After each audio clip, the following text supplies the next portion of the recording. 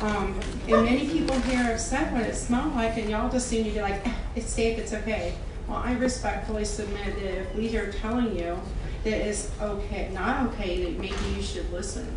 We've got people with samples out here. I got a lady with a bunch of solo cups, may not get her turn, but she's got samples in the cups for all of you.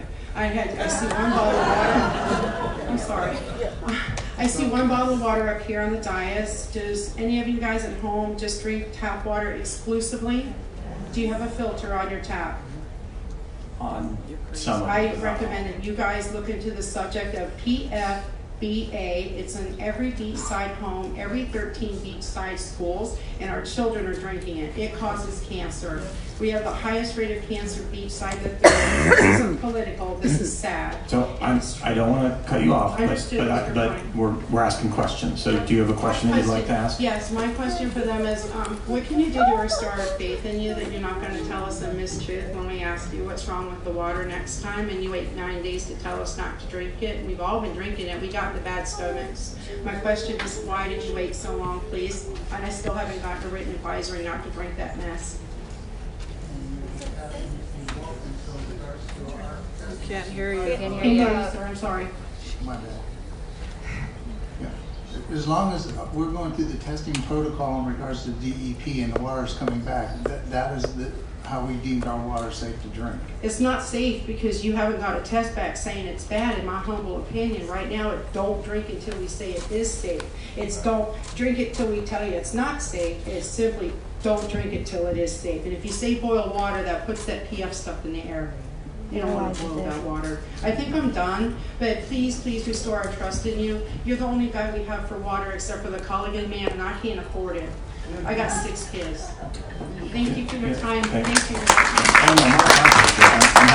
I'd like to sort of take your comment and ask a question, which is, there's safe legally, and then there's like tastes good. Okay, to put it in terms I can understand.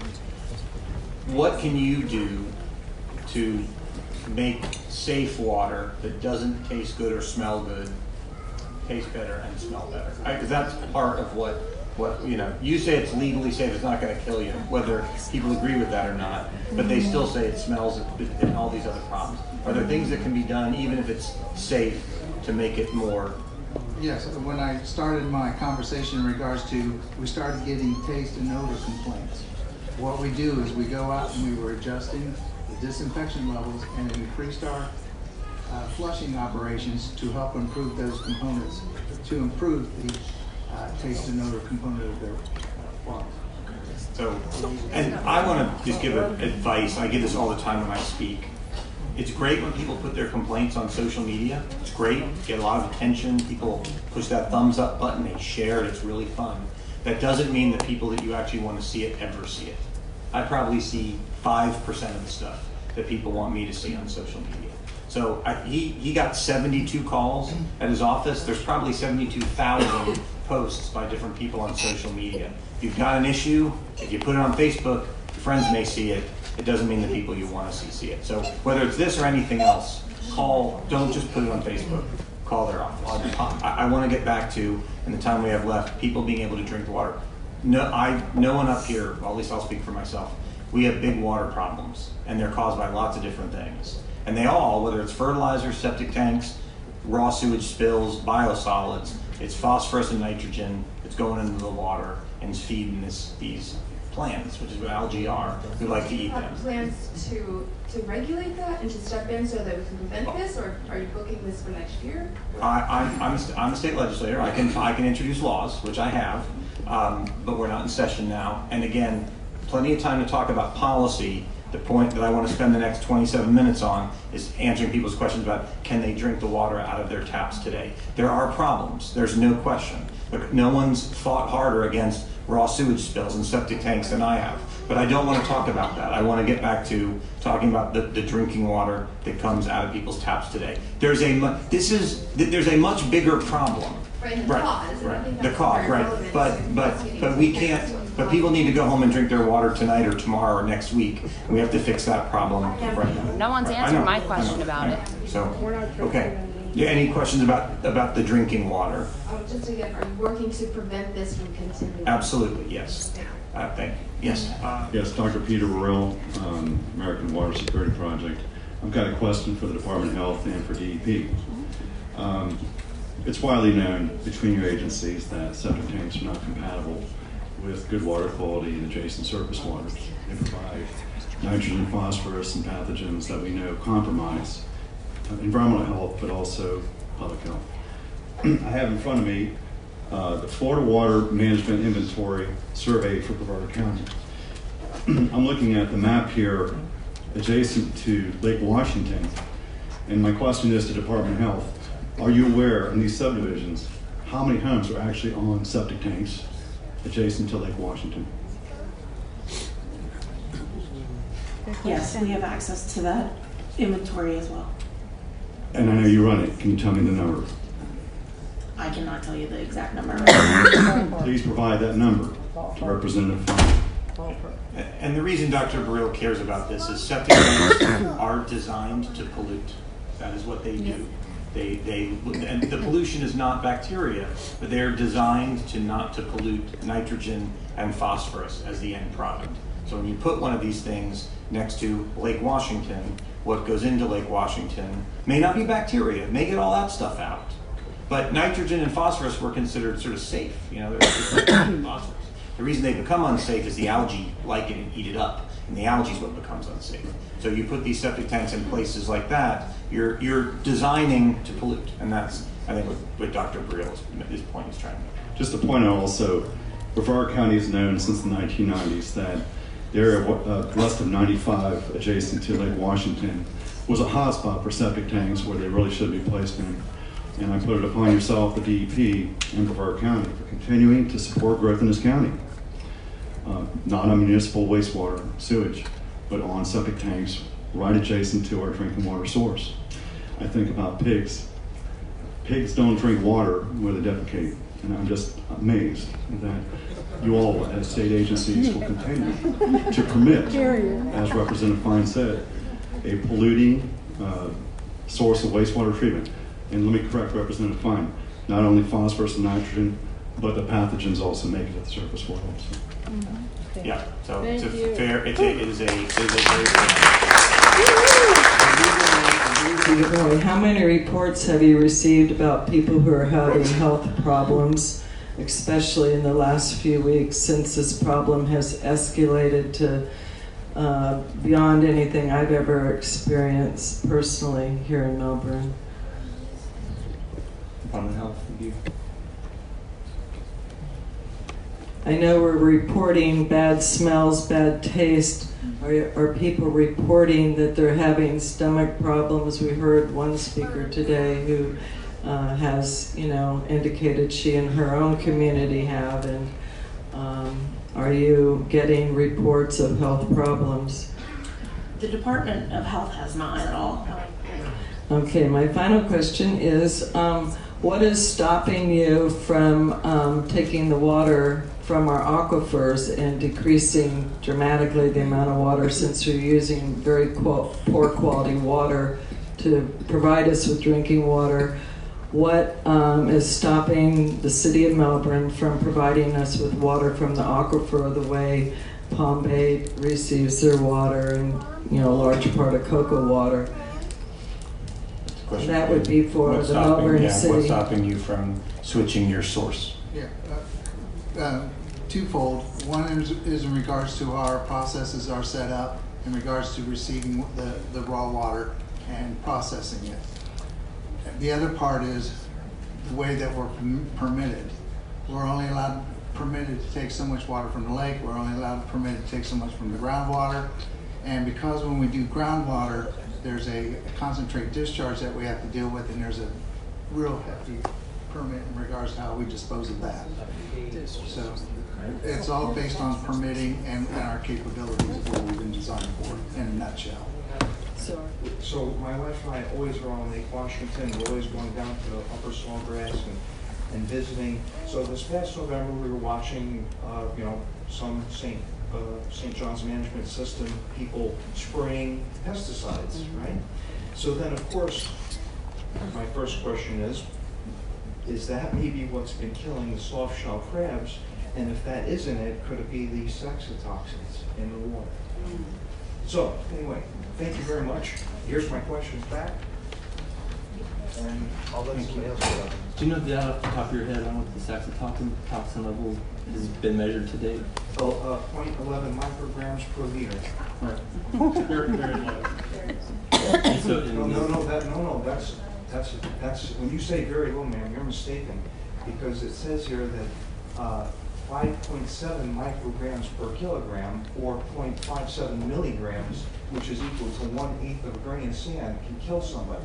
Which means, if you basically divide a liter into kilograms, you're pretty close. But I'll let the experts tell me. But from what I've seen on the website, the silicon band. Was that on EPA's harmful algal bloom website, where it establishes the recommended levels? 12, and that's what they reported. I'd also encourage folks to go to EPA.gov and look at the harmful algal bloom cyanotaxin fact sheet there that establishes certain levels on those numbers. Thank you very much. Regarding the saxitoxins, I did ask that question up to the state health office and spoke to the toxicologists up there. The saxitoxins are not considered to be a significant concern as the microsystems in the drinking water. And that's really what we're focusing on here today, is the drinking water. The saxitoxins are primarily, based on the consumption of the shellfish. And DAX, the Florida Department of Agriculture, does test, and they close those shellfish beds to prevent harvesting when the saxitoxin's upon the level. So at this point, with the drinking water, the saxitoxin is not the concern. It's the microsystem. How does backflow preventers relate to drinking water? As part of our distribution system that you've been hearing us frequently talk about, going up to the meter, that is the responsibility of the city. Backflow preventers are added right by the water meter such that anything that goes on the customer side of the water system will not have the opportunity to come back into our system, the main part. It's cross-contamination protection to make sure one resident doesn't affect the water supply of their neighbor. Those backflow preventers ensure that cross-connection does not occur. Water distribution systems under pressure, and that pressurization keeps stuff from entering in, and that's why when you hear a line break, why they do boil water notices, because that pressure is lost and there could be a potential contaminant entering in the system. So when that's not occurring and the system's under correct pressure, which is monitored and regulated, it's not expected that there will be any intrusion into those lines. But further, throughout the entire system, and I don't know how many 180, 120 sampling points throughout the entire system. And then, like I mentioned, there's monthly sampling of a whole list of contaminants, quarterly, annual, and triennial. So it's extensively tested and monitored, and DEP reviews that on a regular basis to ensure that the water's safe. I think there's the question is, what contamination are you talking about? I was specifically, I got the information from the state toxicologist. And we're smarter than New York. But I think to further answer your question, that the blue-green algae and those toxins from the blue-green algae has not been detected in the water supply at this point. So you're next. First, I want to say thank you all for coming here, and thank you, Melbourne City. This is the first step, is communicating and talking with one another to try to find answers and conclusions. I just have a few questions. Some of them are for clarity. First question is, are you using a primary or secondary treatment to treat the water? That's for you. Do you understand the question? No, I don't. Are you using a primary or a secondary treatment to treat the water? Your question doesn't Okay. Do the plants remove all the nutrients from the secondary treatment water?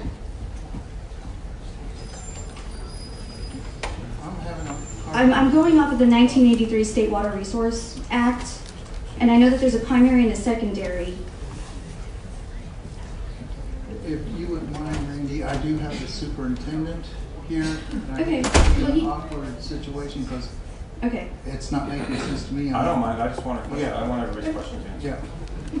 I don't understand. Are you asking about the specifics of what type of treatment system they use, ozone, filtrations, flocculation, Yes. sedimentation? Yeah, go ahead. Okay. Dave, can I bring you up, please? Sorry. We don't have a fancy little name badge made for you, sorry. Yeah. Come on up here.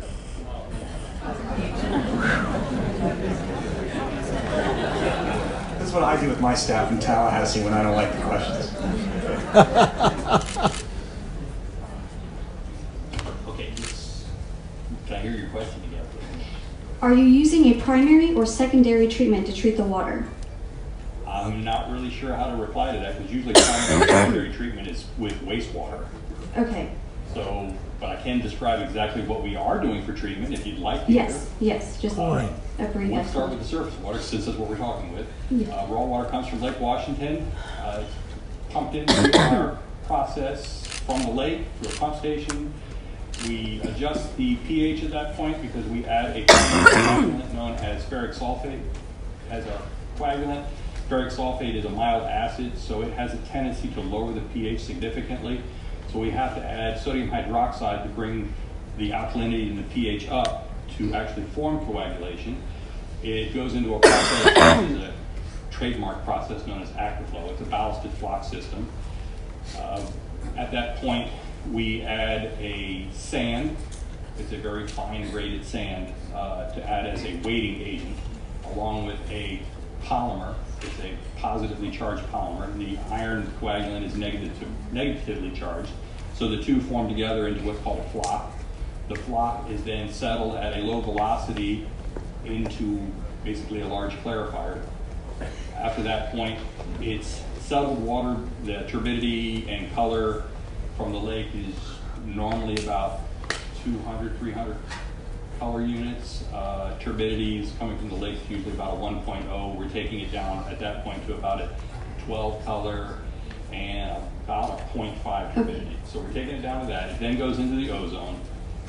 Ozone contacting is done for taste and odor concerns. We don't do disinfection with that. From that point, it goes into deep bed granular activated carbon filters. From the deep bed granular activated carbon filters, which I didn't mention, our groundwater plant is a full brackish reverse osmosis plant. The water from the filtered effluent of the granular activated carbon is blended with the permeate, the treated water from the reverse osmosis plant. It then goes into a primary disinfection chamber where it's hit with free chlorine for virus removal credits. At that point then we add ammonia and fluoride. The fluoride usually is around like a 0.2 to a 0.1 coming from our natural sources, so we have to bring it up to our optimum point's a 0.7.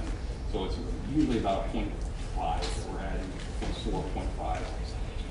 And after that, it's additional chlorine is added, sodium hydroxide is added to bring the pH up, carbon dioxide is added to re-add stability and alkalinity back into our water.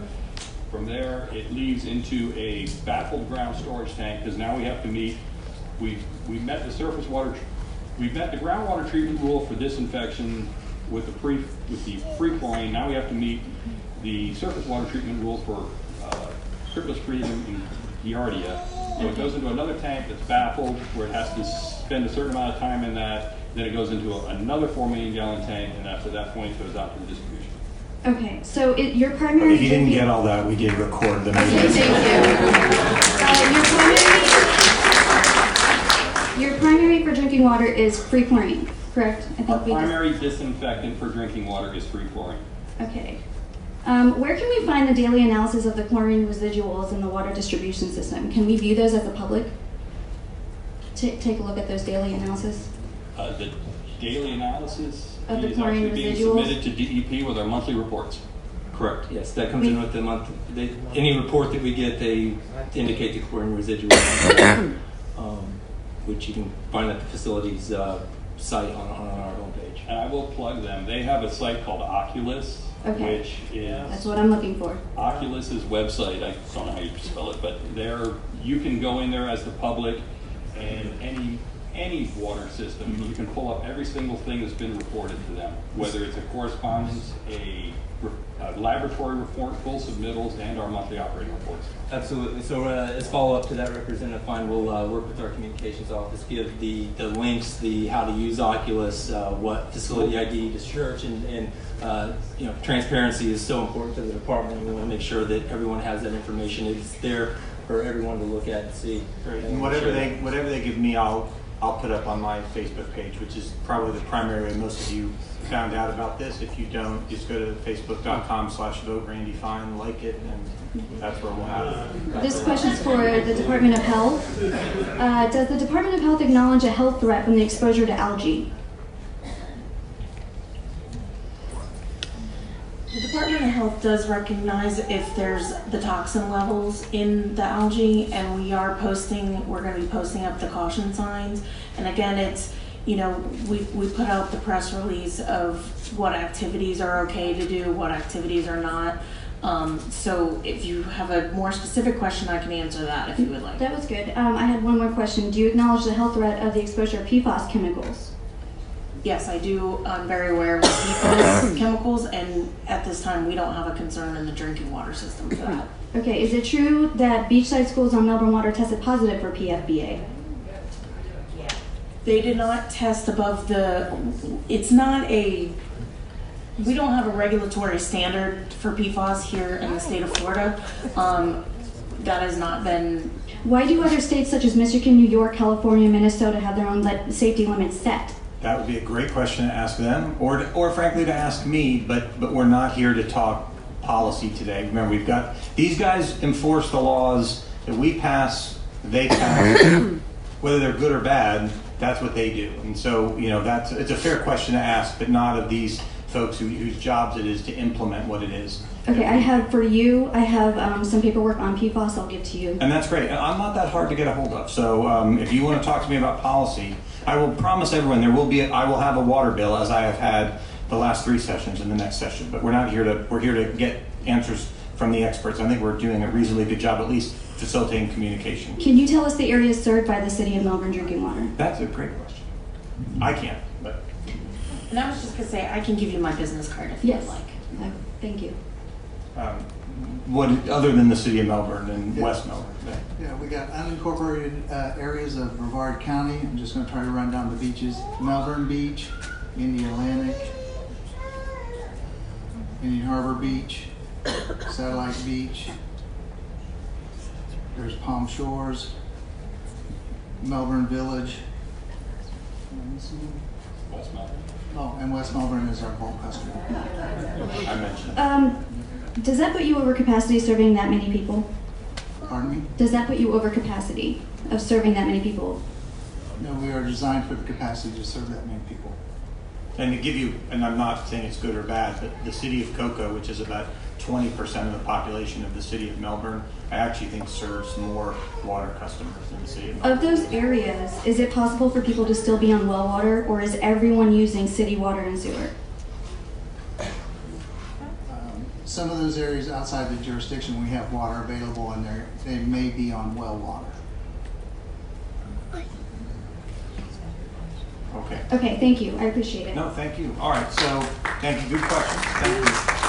We have 6 of the 7 Melbourne City Council folks who thought this was important enough to attend. None of them had to be here, and I think that says a lot. 3 of our West Melbourne City Council folks are here, as well as both city managers, and I think that that says a lot. I will have a water policy bill. I have for the last 3 sessions. I've passed some of them. This last session I did not.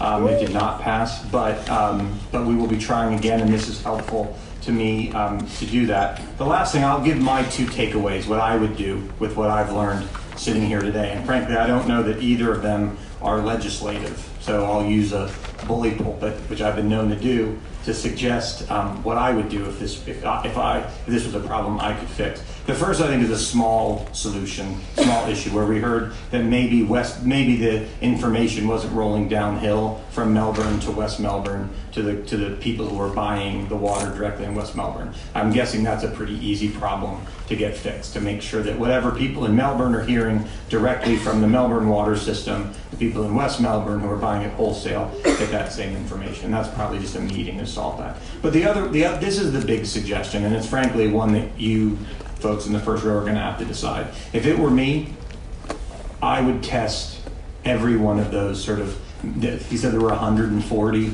I would do a test of all of the sort of mainline issues from where people get their water. Because you can't test in their house, I get it. Some people might have problems between the main line and their house, but I would do a comprehensive set of tests on all of them and say, look, here's where they are, because we're hearing, no, my neighborhood's bad and my neighborhood's not, and that sort of thing. So I would not just do a single test, I would do 100% wherever they all. It might take you a week, it might take you 2, I don't know. That's what I would do, because people don't feel confident in their water, even though the system is fine. And until you solve the confidence issue, if you can, you're not going to make the problem go away. I don't know, that's something I can make.